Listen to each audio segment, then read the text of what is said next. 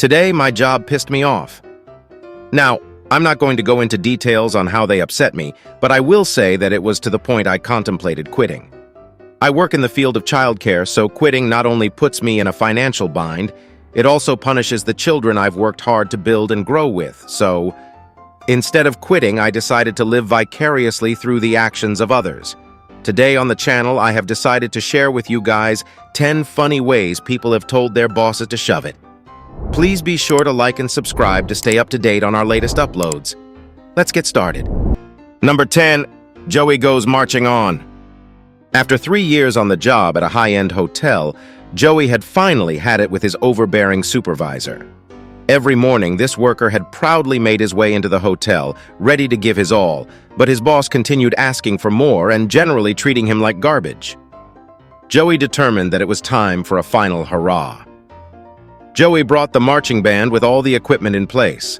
After a while, the boss emerges with an angry face and starts ordering them out.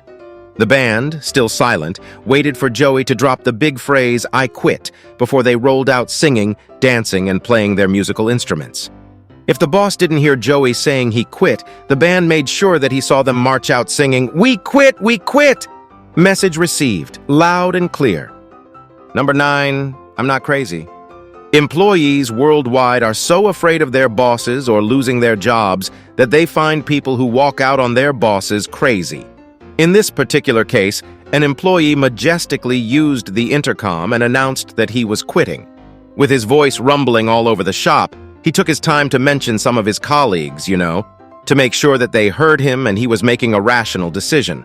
Imagine walking up to the intercom and uttering a phrase that nobody saw coming. Crazy, right? From the video's comment section, a group of users lauded him for his courage, while others were still in denial. They contemplated that probably the intercom was off, or it was after hours. Either way, that was crazy and unbelievable, at least for most employees who want to quit but can't. Number 8, Sunny with a chance of, "I quit." Just so nobody says they didn't hear or see, some incredible news anchors have decided to quit live on air. Liz Wall, RT America's news anchor, had simply had enough of the ethical and moral challenges she had been going through, especially considering that her grandparents came to the United States as refugees. Liz Wall decided to quit because she felt she didn't want to work for a media house owned by Russians who were the cause of her grandparents fleeing from their native home. While Wall's case was emotional, it is still a crazy way to quit a job. She could have handed her resignation in private, allowing the owners to come up with a touching story of how she chose her personal life over her work. But look at her. She ensured that everybody knew why she quit. Number 7, you can't fire me, I quit. Kevin, who worked at a superstore, decided that enough was enough. He picked up the intercom, read a note from his phone explaining why he was quitting, and left his office. As Kevin left his office, he was met with a colleague who had heard him say he was resigning over the intercom, and she asked him if he was for real. Kevin's face showed that he was not playing around, so his colleague did not need a verbal answer. Kevin started to boil up. He asked the rhetorical question, "Should I clock out?" His manager, who appeared from nowhere, replied, "Before I fire you?" "Yes." Kevin said he had already resigned, and that wouldn't be necessary. Kevin, who was now in a sarcastic mood, told his boss why he was quitting. He complained that he had been getting fewer hours and earning an amount that was not enough to take care of his bills. When asked if he was recording the whole thing, Kevin affirmed that he was. He said that he was now a prankster, and people, primarily his colleagues, seemed to be enjoying the show, only that they couldn't laugh out loud as they didn't want to get fired. Number 6, cloudy with a chance of, "I quit."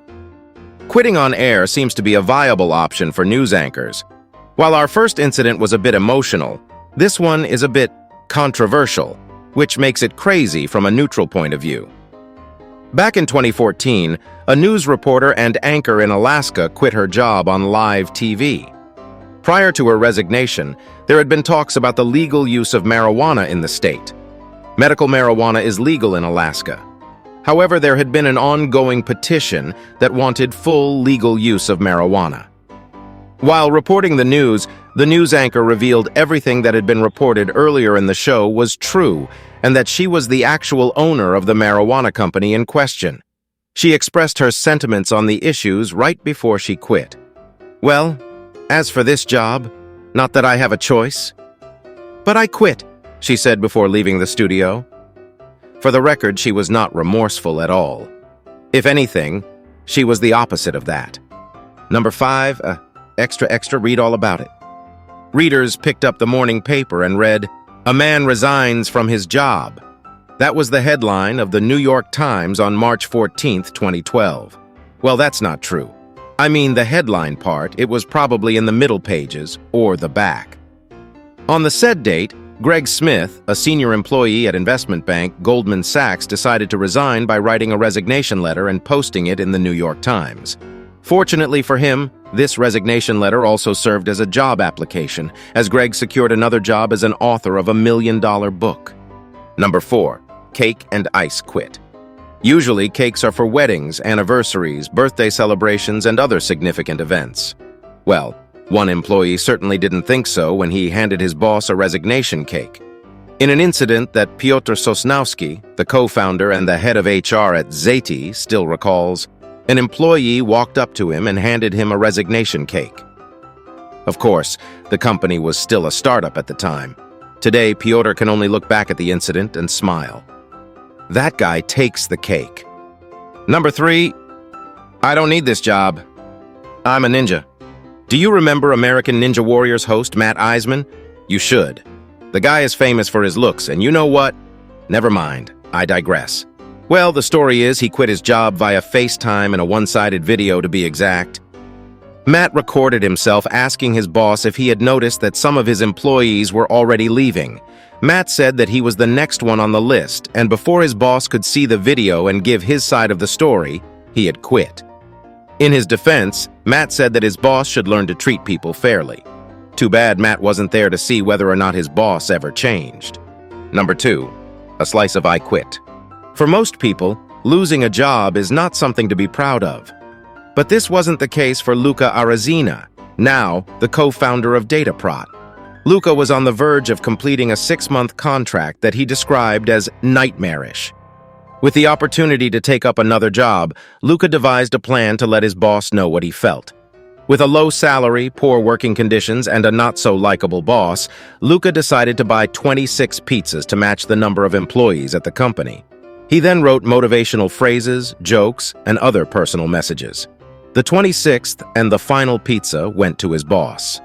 It was the spiciest of them all, probably to symbolize his bitterness for working with the company.